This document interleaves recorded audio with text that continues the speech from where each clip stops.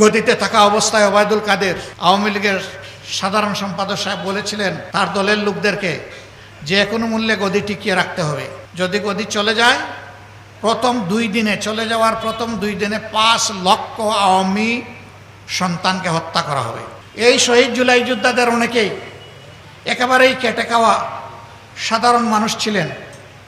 আপনারা দোয়া করবেন, তাদের শতাধিক পরিবারের দায়িত্ব একটা দ্বীনি সংগঠন, রাজনৈতিক সংগঠন বাংলাদেশ জামাতে ইসলামী গ্রহণ করেছে। মাসের 1 তারিখ তাদের দেওয়া অ্যাকাউন্ট অনুযায়ী তাদের অভিভাবক জীবনে বেঁচে থাকা অবস্থায় যে রুজি হতো তার চাইতে সামান্য আরও একটু যোগ করে তাদের অ্যাকাউন্টে 1 তারিখ সেটা পাঠিয়ে দেওয়া হয়। আমাদের স্পষ্ট বক্তব্য, অতীতের বস্তা পচায় ধারায় নতুন কোনো নির্বাচন চাই না এবং এমন কোনো নির্বাচন আমরা মেনেও নেব না। আমরা প্রবাসীদের ভোটাধিকার চেয়েছি। এই আন্দোলন, এই বিপ্লবে, এই অভ্যুত্থান আমরা একা করি নাই। আমাদের প্রবাসীরা সমান কৃতিত্বের দাবিদার। নারায়ে তাকবীর, নারায়ে তাকবীর, নারায়ে তাকবীর, আল্লাহু আকবার। জামাতের কর্মীরা সারা পৃথিবীতে কালেমার দাওয়াত দিয়ে যাবে। জামাতের কর্মীরা সারা পৃথিবীতে কালেমার দাওয়াত দিয়ে যাবে। কোরআনের আলোকে সমাজ বিনির্মাণ, কোরআনের আলোকে সমাজ বিনির্মাণ, হাজার জুলুম বাধা উতরে যাবে। জামাতের কর্মীরা সারা পৃথিবীতে কালেমার দাওয়াত দিয়ে যাবে। জামাতের কর্মীরা সারা পৃথিবীতে কালেমার দাওয়াত দিয়ে যাবে। আমরা কেন আমাদের স্বপ্নের বাংলাদেশটা গড়তে পারলাম না? কেন একটি ইনসাফ ভিত্তিক সমাজ গত 54 বছরে আমরা পেলাম না? উত্তর একটাই, একটা সম্পদের অভাবের কারণে আমরা এটা পারিনি। এটি হচ্ছে চারিত্রিক সম্পদের অভাব। এই চারিত্রিক সম্পদের অভাবের কারণেই আমরা দেশ গড়তে পারিনি। যারাই যখন দেশের দায়িত্বে গিয়েছেন দেশ পরিচালনার জন্যে, তারা প্রথমে চিন্তা করেছেন আমার সুবিধাটা কোথায়, এরপরে চিন্তা করেছেন আমার দলের সুবিধা কোথায়। এই 2 সুবিধা মিটাতে গিয়ে তারা হাঁপিয়ে উঠছেন। এরপরে জনগণের দিকে আসলেই ভালো করে ফিরে তাকানোর তারা সময় পাননি। এই প্রত্যেকটা মানুষ বড় ভাগ্যবান ভাই, আমি তার ব্যতিক্রম। সবার নিজের বাড়ির চাইতে শ্বশুর বাড়ি ধনী, তবে ইলেকশনের আগে নয়, বিজয়ী হওয়ার আগে নয়। বিজয়ী হওয়ার আগে হয়তো বা গরিব অথবা সমকক্ষ, কিন্তু বিজয়ী হয়ে গেলেই শ্বশুর বাড়ির ধন রাতারাতি বাড়তে থাকে। তার কারণ মনে মনে ভয় পায়, আমার অ্যাকাউন্টে যদি টাকা ঢুকে দুদক হয়তো আমার ঘরে একদিন চলে আসবে। কিন্তু যদি শ্বশুর শাশুড়ি শালা শালীর নামে পোস্টিং হয়ে যায়, শালার বোন নামে যদি জমা থাকে, তাইলে আশা করি দুদক সেখানে পৌঁছবে না। কিন্তু কপাল মন্দ থাকলে দুদক সব জায়গায় চলে যায়। এরা দুদককে ভয় করে। এই জায়গায় যদি তারা আল্লাহ তাআলাকে ভয় করতো, তাইলে জনগণের সম্পদে তারা হাত দিতে পারতেন না।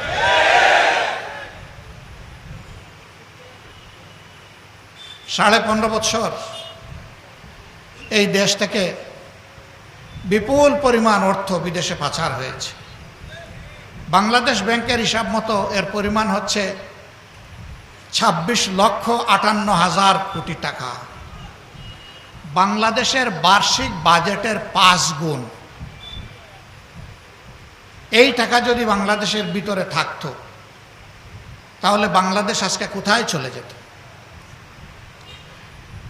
এ মাসেই গিয়েছি চীন সফরে, এপ্রিলে গিয়েছিলাম ইউরোপে। সবার একই কথা, তোমাদের দেশে যদি একটা জিনিসের উপর তোমরা বিজয় অর্জন করতে পারো, তাহলে তোমাদের দেশ বদলাতে 20 থেকে 25 বছরের বেশি সময় লাগবে না। একই কথা। আমরা জিজ্ঞেস করেছি, আমাদের তো একটা অবজারভেশন আছে, তোমাদেরটা কি?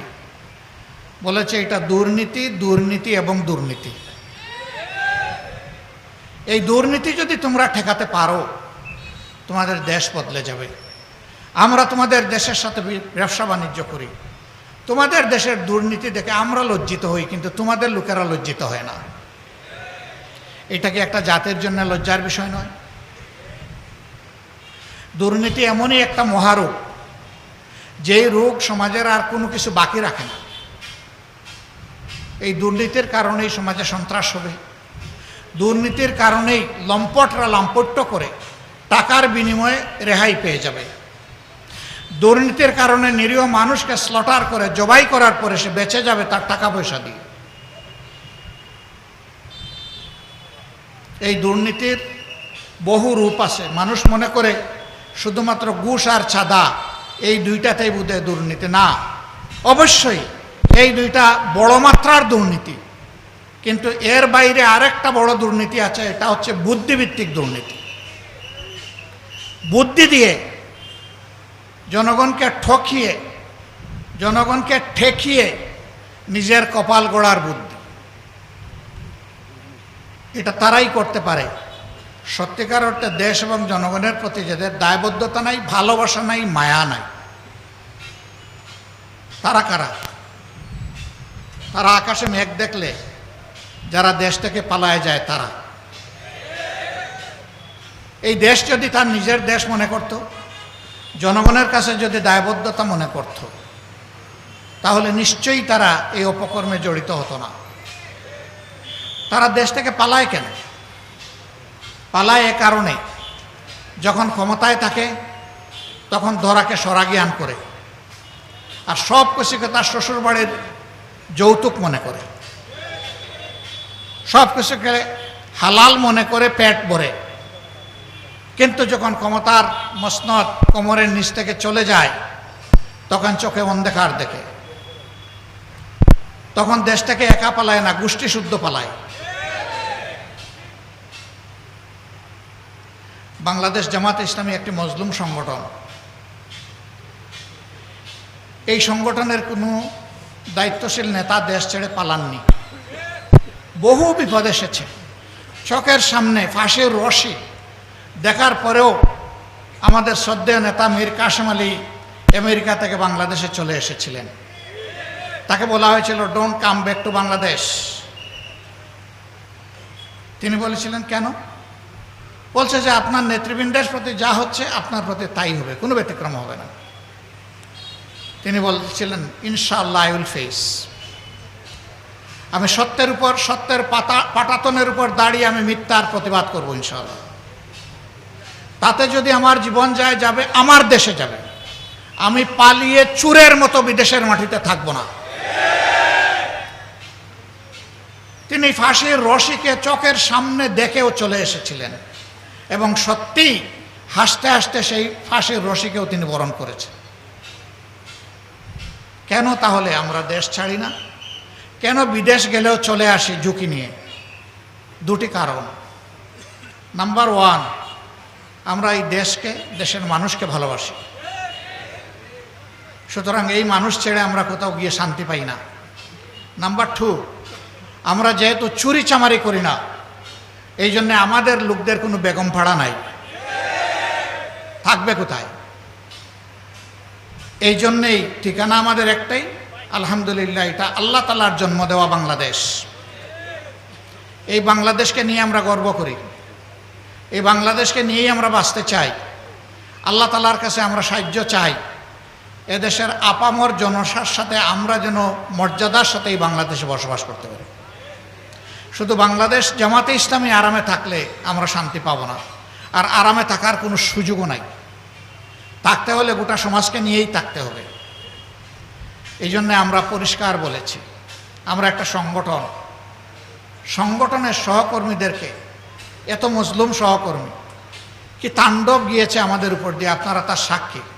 কোনো বক্তা আমার সামনেই সেই কথাগুলো বলেছেন, এই জন্য আমি এটার আর পুনরাবৃত্তি করতে যাচ্ছি না। কিন্তু 5 আগস্টের পরে আপনারা কি দেখলেন? যে বাংলাদেশ জামাতে ইসলামী তার 11 জন শীর্ষ নেতাকে হারিয়েছে, যে বাংলাদেশ জামাতে ইসলামীর প্রত্যেকটি কার্যালয় 3.5 বছর সিলগালা করে রাখা হয়েছিল, যেই বাংলাদেশ জামাতে ইসলামীর নিবন্ধন এবং প্রতীক কেড়ে নেওয়া হয়েছিল, যেই বাংলাদেশ জামাতে ইসলামীর শত শত কর্মীকে খুন করা হয়েছে, অসংখ্য কর্মীকে গুম করা হয়েছে, শেষ পর্যন্ত দিশাহারা হয়ে যে বাংলাদেশ জামাতে ইসলামীকে নিষিদ্ধ ঘোষণা হয়েছে, এর সাথে ইসলামী ছাত্র শিবির সহ আমাদের সকল সংগঠন। কিন্তু 5 তারিখ এই পট পরিবর্তনের পর আমরাই সবার প্রথমে জাতিকে অনুরোধ জানিয়েছিলাম, মেহেরবানি করে শান্ত থাকুন, ধৈর্য ধরুন, কেউ কারো উপর কোনো প্রতিশোধ নেবেন না। গদিতে থাকা অবস্থায় ওবায়দুল কাদের আওয়ামী লীগের সাধারণ সম্পাদক সাহেব বলেছিলেন তার দলের লোকদেরকে যে কোনো মূল্যে গদি টিকিয়ে রাখতে হবে। যদি গদি চলে যায়, চলে যাওয়ার প্রথম 2 দিনে 5 লক্ষ আওয়ামী সন্তানকে হত্যা করা হবে।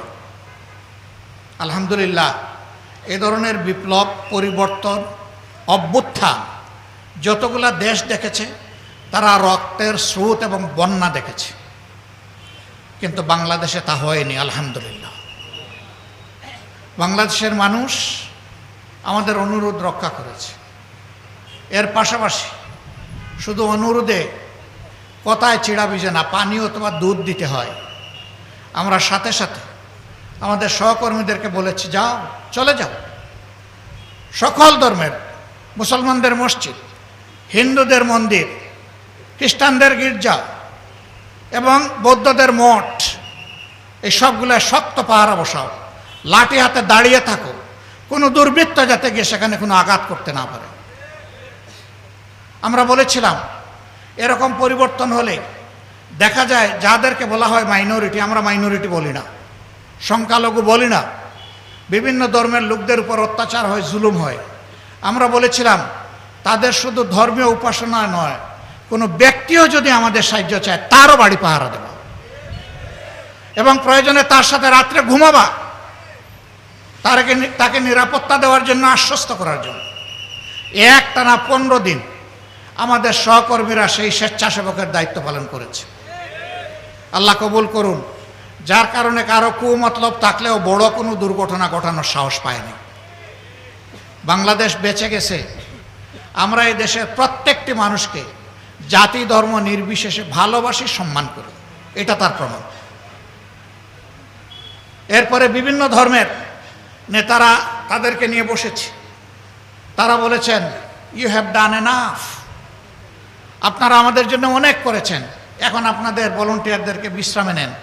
আমরা তো চাইনি, তাও আপনারা এসেছেন, প্রয়োজন অনুভব করলে আমরা আপনাদের কাছে অবশ্যই যাব। আমরা কৃতজ্ঞ, আমরা আপনাদেরকে ধন্যবাদ জানাই। আমরা বলেছিলাম বক্তব্যের প্রথম অংশ ঠিক আছে, শেষটা মানলাম না, এখানে কৃতজ্ঞতার কিছু নেই, ধন্যবাদ জানানোরও কিছু নেই, এটি আমাদের নৈতিক দায়িত্ব ছিল। এই দায়িত্ব পালনে যদি আমাদের কোনো ভুল হয় আমাদেরকে ক্ষমা করবেন। তারা অনেকে কেঁদে দিয়েছে যে আমরা এতটা আপনাদের কাছে আশা করিনি। আমরা সরকারের সাথে এরপরে বসেছি, বলেছি তারা আমাদেরকে ক্লিয়ারেন্স দিয়েছেন, আমরা এখন ঘরে যেতে পারি, আপনারা কি বলেন?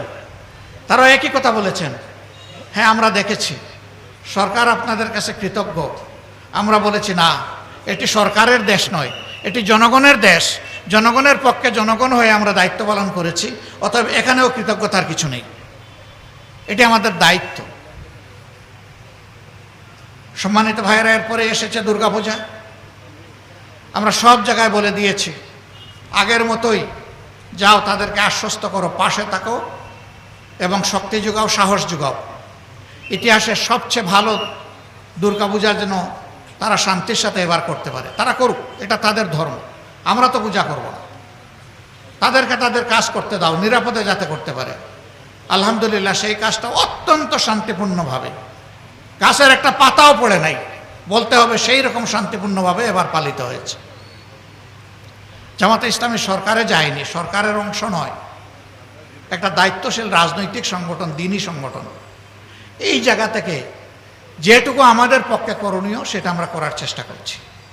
জুলাই যুদ্ধে যারা শহীদ হয়েছে, প্রতিটি শহীদের ঘরে আমরা সাথে সাথে পৌঁছে যাওয়ার চেষ্টা করেছি।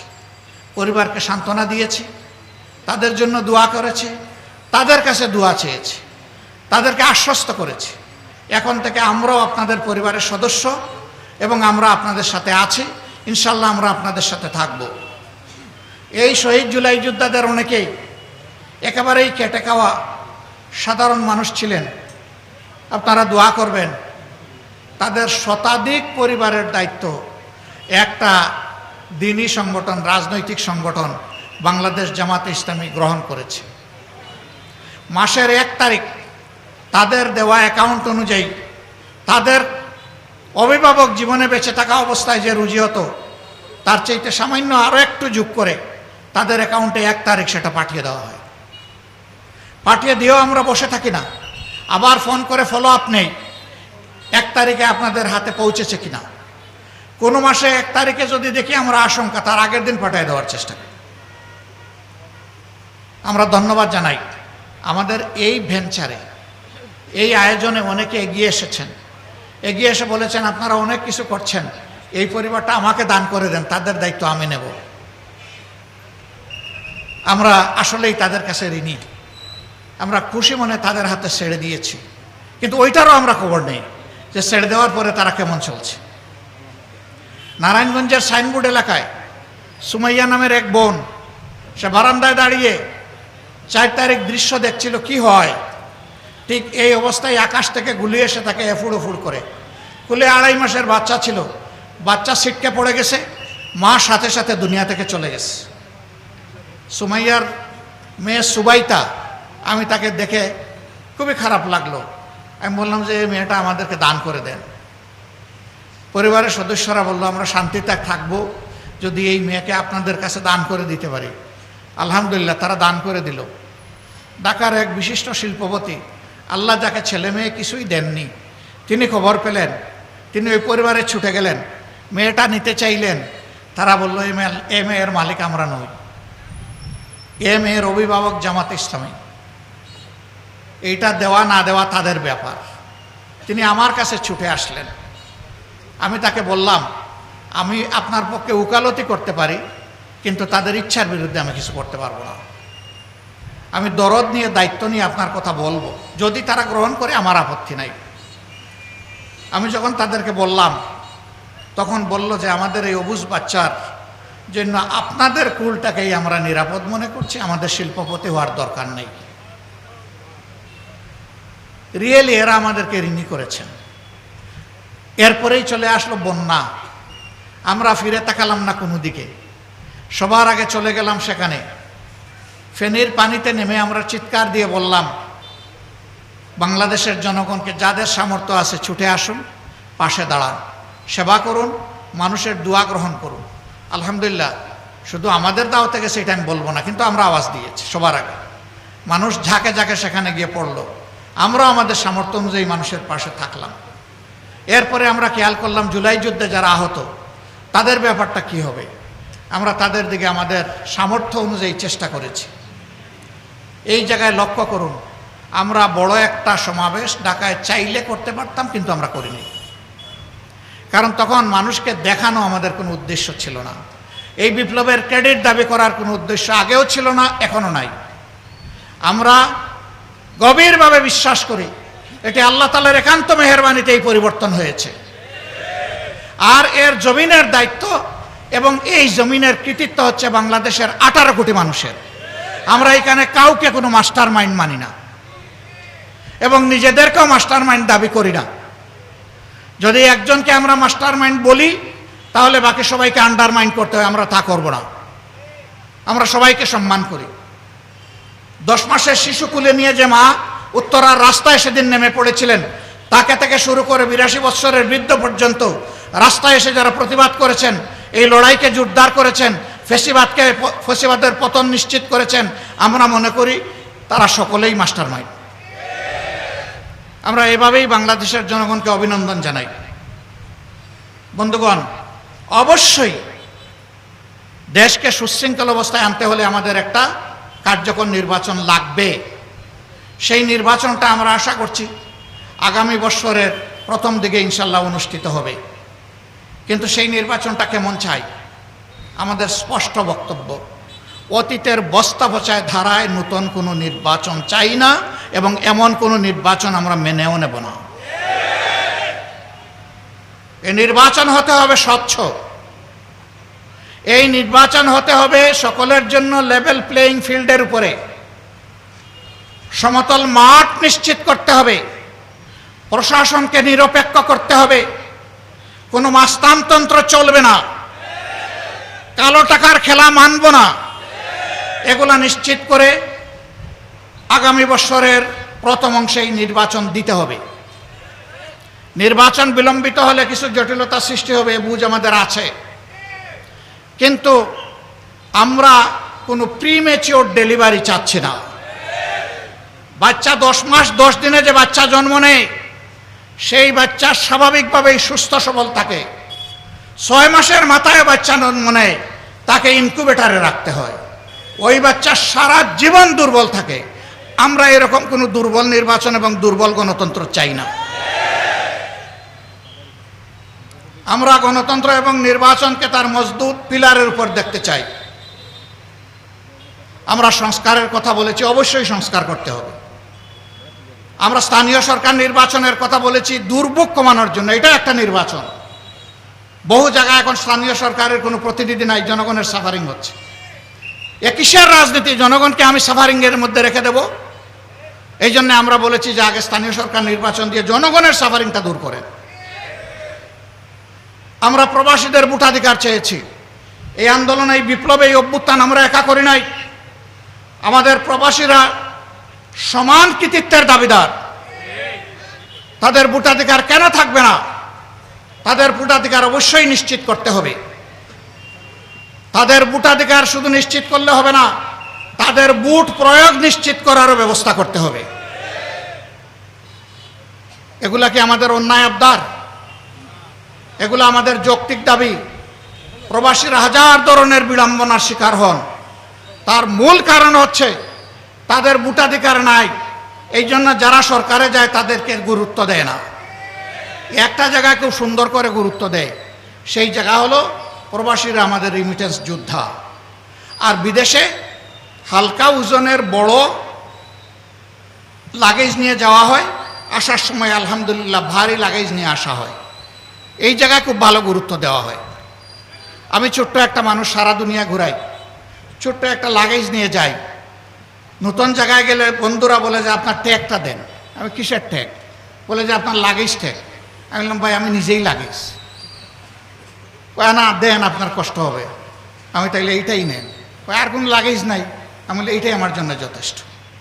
কেউ আমাকে একটা শার্ট দিতে চাইলে, একটা গেঞ্জি দিতে চাইলে, কোনো উপহার দিতে চাইলে আমি বলি আমার লাগেজ খুলে দেখেন, জায়গা থাকলে আপনি ঢুকাই দেন।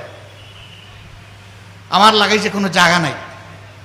আর আমি এইখানে সম্পদের বোঝা বাড়াতে আসিনি, আমি এসেছি আমার গুনার বোঝা কমাতে। আমি এসেছি আমার দেশ এবং জাতির পক্ষে কিছু দায়িত্ব পালন করতে। মেহরবানি করে এটা যারা পছন্দ করে তাদেরকে দিবেন, আমি এটার উপযুক্ত লোক নই। আমাদের এই প্রবাসীরা রাজনৈতিক নেতাদেরকে ওই সমস্ত দেশে গেলে কি পরিমাণ ভালোবাসে। এই রাজনৈতিক নেতারা যদি একবার বিবেক দিয়ে চিন্তা করতেন, তাহলে তাদের এত বিড়ম্বনা পোহানোর কোনো প্রশ্নই উঠত না। বন্ধুরা, আমরা আপনাদেরকে জানাই দিচ্ছি, আসি এই দাবির পক্ষে আমরা মজবুতভাবে আছি, এবং ইনশাআল্লাহ এই দাবি আপনাদের পক্ষে আমরা আদায় করে ছাড়বো ইনশাআল্লাহ। সম্মানিত ভাইয়েরা, একটা দেশ, খুব বড় কিছু চাহিদা আমাদের নাই। আমাদের চাহিদা হচ্ছে সমাজের সকল মানুষ ন্যায় বিচার পাবে। আমাদের চাহিদা হচ্ছে সমাজে বৈষম্য থাকবে না। আমাদের চাহিদা হচ্ছে দুর্নীতির কোনো রেশও থাকতে দেওয়া হবে না, এমন একটা সমাজ আমরা চাই। ড্রেনের পানি দিয়ে 10 বার হাত পা ধুইলে নিয়ম মাফিক উজু হবে কেন? কারণ ড্রেনের পানি অপবিত্র। এই মানবিক, দুর্নীতিমুক্ত, ইনসাফ ভিত্তিক দেশ কেবল তারাই গড়তে পারবে যারা নিজেরা এর উপরে চর্চা করে। আমরা ওয়াদাবদ্ধ, আমরা সেইভাবেই আমাদের জনশক্তিকে গড়ে তুলেছি, এবং আগামী ইনশাল্লাহ এইভাবেই আমরা দেশ করতে চাই। দেশের মানুষ আমাদের উপর আস্থা রাখলে আমরা তাদের আস্থার প্রতিদান জীবনের সব কিছুর বিনিময়ে দেওয়ার চেষ্টা করব ইনশাআল্লাহ। বিয়ানীবাজারের পাশে একটা উপযুক্ত মানুষকে আপনাদের সামনে আমরা প্লেস করেছি, তার সম্পর্কে ইতিমধ্যেই জেনেছি।